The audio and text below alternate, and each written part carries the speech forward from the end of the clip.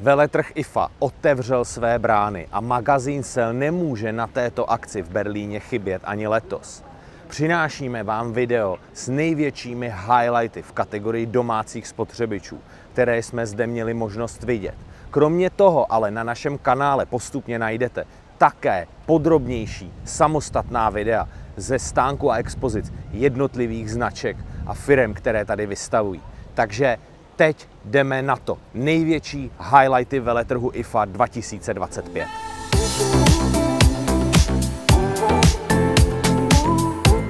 Kategorie robotických sekaček zažívá obrovský boom a jednou z firem, která nabízí nejinovativnější a nejpokročilejší roboty, je Mamotion. Tady na IFA představuje hned dvě novinky. Jedna tady teď projíždí okolo mě. Jedná se o Luba Mini. Robot, který se již prodává, byl vylepšen tak, že jako první na světě používá vizuální navigaci, má i lidar a současně RTK navigaci, která využívá GPS a ten maják zpřesňující to určování polohy. Díky této trojici získává robot přesnost sekčení na 1 cm. Navíc bude vybaven i bočními noži tak, aby byl schopen sekat okolo různých překážek, pokud máte v trávníku třeba něco umístěné, případně na okrajích toho trávníku, a to s náběhem pouhé 2 cm. Jedním z nejzajímavějších robotických vysavačů na IFA 2025 je Ecovacs D-Bot X11 Omni ve verzi Omni Cyclone, která dorazí i na český a slovenský trh. Robot používá základnu, která nemá sáčky, ale cyklonový systém, čili bezsáčkový provoz na to odsávání prachu. Navíc má výrazně vylepšený mopovací válec, je tam ta podlahová myčka, která se vysouvá ještě výrazněji do strany a dokáže jet až zcela podél zdi. Kromě toho je robot připraven provádět různé druhy úklidu. Je připraven dělat mokrý úklid, suchý úklid, kombinovaný úklid, a to tak, že při mokrém úklidu, kdy ho třeba pošlete, aby v kuchyni vyčistil něco, co se rozlilo, tak deaktivuje suché sání, nadzvihne ten kartáč pro ty suché nečistoty a pouze provede ten mokrý úklid. Na kobercích například nebo i na tvrdých podlahách zase, pokud tam jsou větší nečistoty, tak se deaktivuje ten boční kartáček, aby ty nečistoty nerozházel po té místnosti. Na náš trh teď dorazila verze X9, to je aktuální vlajková loď, která je dostupná a my jsme ji testovali, video již najdete na našem kanálu. Na tento model se můžeme těšit v příštím roce. Když představila firma Jura v roce 2021 kávovar Z10, tak změnila trh domácích kávovarů. A to tím, že přinesla funkci studené extrakce kávy. Následně Juru celý trh následoval a tuto funkci začal také postupně nabízet. Jura nyní přichází s kávovarem, který toto všechno změnil v inovované verzi. Model Z10 z roku 2021 se tedy dočkal nové varianty, nové generace a přichází se spoustou novinek.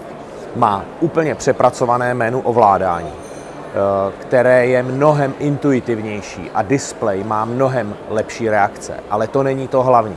Kávovar totiž umí kromě studené extrakce, studené mléčné pěny, připravit také kávu s ochucenou mléčnou pěnou a dokonce představuje úplně nové příslušenství pro čokoládu, pro přípravu horké čokolády, mokačína, káv, do kterých můžete doplnit čokoládu ve formě nápojového syrupu.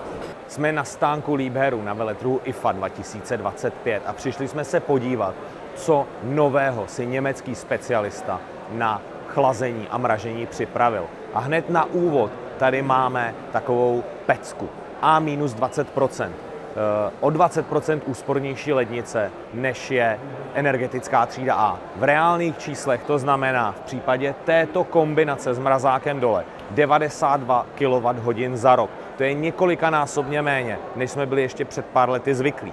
Ale pozor, nejedná se o obyčejnou lednici. Kromě toho, že je plně beznámrazová, tak má také konstrukčně oddělené zóny Biofresh. Jedná se o speciální zásuvky, kde je udržované mikroklima, šité na míru zelenině nebo třeba masu. Teplota tam je elektronicky udržovaná a řízená a nastavuje se ta teplota zvlášť. Není to spojené dohromady s tím chladícím prostorem, což je častý případ u těch obyčejnějších lednic na trhu, které mají jenom takové chlazené zásuvky, nulové zóny a tak dále. Tady je to konstrukčně odděleno, navíc u lednice, která má neuvěřitelně nízkou spotřebu a hlučnost 29 decibelů. Jedním ze zásadních nedostatků robotických vysavačů je, že pokud máte mezonetový byt nebo vícepatrový dům, tak robot dokáže uklízet pouze jedno podlaží. MOVA tady ukazuje ale systém pro přesun robotického vysavače mezi patry, tak, aby robot uklidil ve více podlažních prostorách. Podobné řešení ukázala na veletrhu i firma Dreamy, je ale výrazně odlišné od toho, co tady ukazuje MOVA. Příslušenství pro přesun robotu mezi patry je zatím ve fázi prototypu. Nemíří na trh, ale z techniky, která bude již brzy uvedena, a to i v České republice, tak tady je MOVA Mobius 60, Mobius 60. Jedná se o robot, který obsahuje v balení tuhletu základnu. A jak můžete vidět, tak je tady několik typů mopů. A ty mopy se liší podle toho, pro jaký povrch jsou určené. A ta základna zajišťuje nejenom jejich údržbu, ale také výměnu podle toho, kterou část vaší domácnosti robot pojede uklízet. Navíc má ten robot umět i překonat překážky o velikosti až 8 cm. V loňském roce tady AEG překvapilo systémem pro možnost nahrání jakéhokoliv receptu, jakéhokoliv odkazu do aplikace AEG, která pomocí umělé inteligence přečte ten recept a doporučí nastavení trouby, následně ho odešle do trouby a dokonce doporučí třeba i použití páry. Tento systém se posouvá ale letos výrazně dál. Je tady prototyp trouby, která obsahuje kameru a pomocí té kamery ta trouba rozpozná jídlo, které jste tam vložili. To nabízí ale více firem na trhu. AEG jde ještě dál v tom, že ta trouba si zapamatuje, jak jste to jídlo připravili, jaké úrovně propečení jste třeba dosáhli, jakou kůrku to jídlo mělo a podobně. A následně při příští přípravě toho samého pokrmu rovnou vyvolá to nastavení a nabídne ho k aktivaci. Takže vy nemusíte nic znova nastavovat, hledat a tak dále. Ten systém výrazně usnadňuje opakovanou přípravu jídel. Asi největší pozornost na sebe strhla nová technologie M-Sense. Můžete si říct, proč tady stojím u nějakých hrnců a pánví, co je na nich inovativního. Míle dalo do těchto novinek senzory. Hrnce a pánve jsou vybaveny senzory umístěnými ve dně a dokážou přesně měřit teplotu a zabránit tomu, aby došlo k jakémukoliv převaření, překypění toho jídla. Nejde tedy o senzory, které by byly pouze v té indukční varné desce, ale jsou v hrnci, v pánvi a odesílají informace do kompatibilní varné desky. Pokud byste mi před veletrhem řekli, že budu točit video o topinkovači, tak se pravděpodobně budu smát, protože jsem za 17 let, co dělám šéfredaktora Selu, neviděl v podstatě nějaký zajímavý nebo revoluční topinkovač.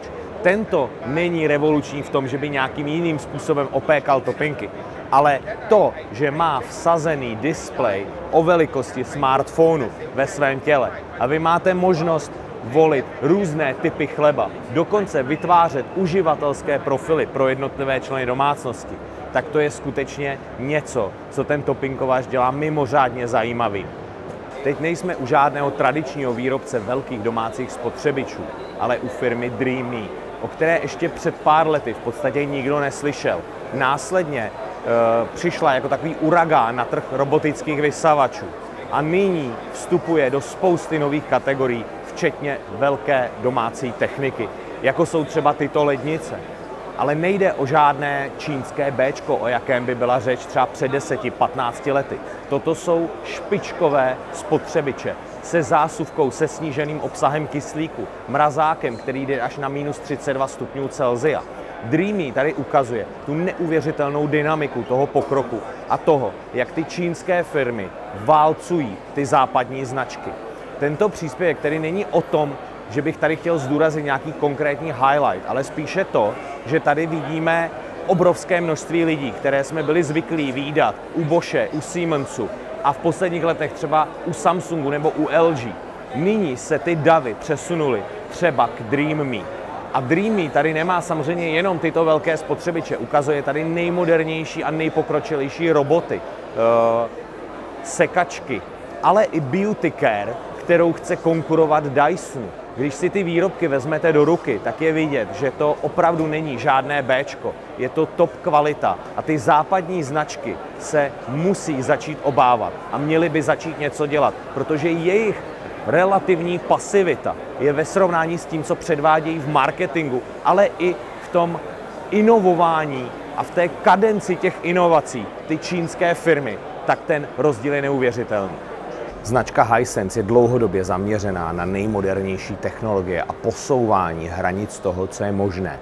Já tady stojím u nové pračko-sušičky, která má kapacitu na až 12 kg prádla pro praní a 8 kg pro sušení, což je taková obvyklá velikost sušiček. Takže s tímto spotřebičem získáváte kombinaci, která je schopná sušit už opravdu plnou náplň toho prádla, kterou běžně pereme a sušíme. A to při hloubce necelých 60 cm. Ten spotřebič tedy není extra hluboký, ale lze ho umístit i v běžné domácnosti jako běžnou pračku a separátní sušičku. Ale tam, kde na tu separátní sušičku není místo. Asi vám to bude připadat, že máme ve videu trochu přerobotováno, ale tady na IFA 2025 je ten fokus na ty robotické vysavače a sekačky neuvěřitelný. A nejvíc inovací, které jsme tady zaznamenali, jsou v robotech. Já teď stojím u novinky firmy Narval. Novinka se jmenuje Flow a jedná se o robotický vysavač se základnou mopem v podobě rotačního takového válce. Ale to, co je důležité, je, že ten robot dokáže rozeznávat různé typy nečistot. Například rozliší suché nečistoty od mokré špíny. A ve chvíli, kdy přijede k té mokré špíně a rozezná ji pomocí kamery, tak se otočí na druhou stranu a přejede to vlastně zadem tak, aby ta mokrá špína byla zpracována tím mopem a ne, že ten robot přejede tou přední částí se suchým kartáčem vlastně ty rozlité tekutiny. To je určitě skvělá inovace, protože to umožňuje, aby ten robot čistil všechny typy nečistot bez ohledu na to, jestli jsou suché nebo mokré. Už jsme si zvykli, že na těchto výstavách je v posledních letech spousta inovací digitálních, postavených na AI a podobně. Těch konstrukčních inovací se objevuje méně, ale Midea s jednou přichází. Jedná se o vylepšení trub pomocí takzvaného grafenu. Jedná se o super tenkou formu uhlíku, která má extrémní vodivost. Hovoří se o ní také o takovém supermateriálu. Nahřátí trvá na 1300 stupňů za 0,2 vteřiny. A ten grafen se v těch spotřebičích, jako je třeba tato trouba, používá v těch topných tělesech. To zajišťuje výrazně rychlejší nahřátí toho spotřebiče a samozřejmě zrychlenou přípravu jídla zhruba o 50%. Sofistikované základny robotických vysavačů zásadně změnily domácí úklid, protože zajišťují odsávání prachu, mytí mopů nebo mycích válců, ale ty základny nejsou příliš vzhledné a jsou relativně výrazné v domácnosti. LG tady představuje základnu, která vypadá tak trochu jako noční stolek nebo jako nějaká skřínka. Takže robot vyjíždí ze skřínky, která na první pohled vůbec nevypadá, že jde o základnu robotického vysavače. Tato varianta má v sobě nádržku na čistou vodu a samozřejmě nádržku na špinavou vodu a probíhá tam údržba toho robotu. A taky tady ale ukazují variantu, kde ten celý systém je integrován pod kuchyňskou linkou a tam už je to připojeno na vodu a odpad a pouze suché nečistoty se odsávají do sáčku. Kompletní údržba robotu tedy probíhá v obou případech bez zásahu uživatele a v obou případech ten robot není prakticky vidět a nenarušuje váš interiér. Loni nás Samsung na veletrhu IFA překvapil lednicí, která kombinuje technologii invertorového kompresoru a Peltierova článku. Jednalo se o opravdu velkou konstrukční inovaci. Letos jsme tady v rámci spotřebičů nic tak zásadního nenašli, ale co nás teda zaujalo, byly tyto pračky a sušičky Bespoke AI. Jedná se o modely, které mají aktuálně nejnižší spotřebu energie na trhu. Mluvím teď teda o té pračce A-65%. Je to o 10% posun oproti loňskému roku. Ta pračka má samozřejmě autodosing, tedy automatické dávkování detergentu ze zásobníku, a všimněte si i toho velkého displeje pro ovládání. V podstatě se to ovládání už mění u těch spotřebičů na takový integrovaný tablet a kromě programů tam máte přístup i ke kompletním informacím o nějaké údržbě toho spotřebiče a také o jeho spotřebě, protože tato řada je celkově zaměřena hlavně na to, aby pomocí té umělé inteligence dosahovala maximálních úspor. Ve zběsilém shonu veletrhu jsme si dovolili malou pauzu u francouzské firmy Avintage. Už loni jsme vám představili systém pro evidenci vína pomocí aplikace a světelné indikace, kdy vám ukáže vinotéka diodou pozici vína, kde se dané víno nachází. Vy si ho vyberete v aplikaci. Nově ale aplikace přináší prvky umělé inteligence. Během října tato funkce bude spuštěna. A k čemu ta umělá inteligence bude sloužit? K doporučení vína, takzvanému párování vína, k pokrmům. Vy zadáte, jaké jídlo budete připravovat a aplikace vám následně doporučí z vaší sbírky dané víno, které je nejvhodnější pro to jídlo, a přímo vám vinotéka ukáže, kde se to víno nachází. Máme za sebou další ročník veletrhu IFA a musím se přiznat, že jsem tak trochu rozpolcený, protože jsme tady sice letos viděli obrovské množství inovací, nových produktů, v některých kategoriích dokonce velké skoky kupředu, zejména v robotické technice. Na druhou stranu je potřeba říct, že za těmito inovacemi stojí hlavně čínské firmy. Zdá se, že Korejci, o které tady dřív byl největší zájem, řekněme v těch posledních 10 letech, tak jsou evidentně na ústupu. A to žezlo těch inovátorů, těch firm, které ženou ten trh kupředu, tak přebírají Číňané. Jsme zvědaví, co tady tedy uvidíme v příštím roce a k jakým změnám dojde i v rozložení těch hal, protože jenom za posledních 5 let tady došlo k velkému vytěsnění těch tradičních firm a ten prostor získali právě ty Číňané.